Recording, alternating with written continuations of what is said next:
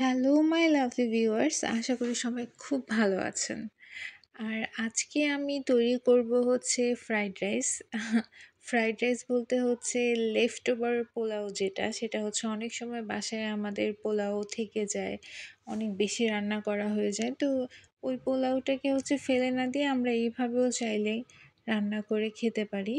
তো এখানে আপনারা দেখতেই পাচ্ছেন কড়াইতে তেল দিয়ে তাতে হচ্ছে আমি রসুন কুচি দিয়েছিলাম প্রথমে, পরে পেঁয়াজ কুচি অ্যাড করলাম। আর এখানে হচ্ছে আমি রসুনটাকে এবং পেঁয়াজটাকে একটু হালকা ফ্রাই করে নিয়েছি। আর এদিকে হচ্ছে ডিম অ্যাড করে দিয়েছি, কারণ ফ্রাইড রাইসে ডিম ছাড়া আসলে সম্ভব নয়। তো ডিমটাও একটু ভেজে তারপর এখানে ক্যাপসিকাম অ্যাড করেছি, কাঁচামরিচ কুচি অ্যাড করেছিলাম। আর এখানে আমি বাঁধাকপি কুচি অ্যাড করেছি। বাঁধাকপি আমার ফ্রাইড রাইসে খেতে খুব ভালো লাগে এইজন্য। আর হালকা একটু লবণ দিয়ে, পরিমাণ মতো লবণ দিয়ে দিয়েছি। আর এখানে হচ্ছে সেই মেইন ইনগ্রেডিয়েন্ট যেটা, সেটা হচ্ছে পোলাওটা। তো এখানে হচ্ছে আমি পোলাওটা অ্যাড করে দিয়েছি। এরপরে সুন্দর করে এগুলো একটু নেড়েচেড়ে নিব। আর এখন হচ্ছে আমি মশলাপাতিগুলো দিয়ে দিব। এখানে ম্যাজিক মশলা ইউজ করেছিলাম, soya sauce, dark soya sauce যেটা।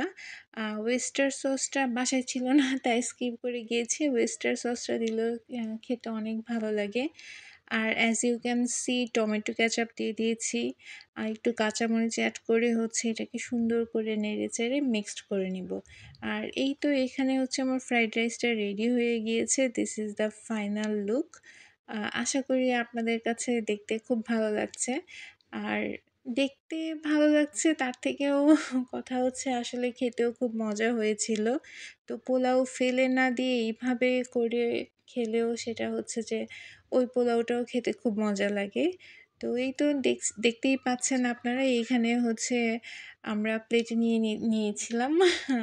এই তো খাওয়ার জন্য রেডি। তো হোপফুলি আপনাদের সবার কাছে ভালো লেগেছে। আম পাশেই থাকবেন আমাদের। Thank you.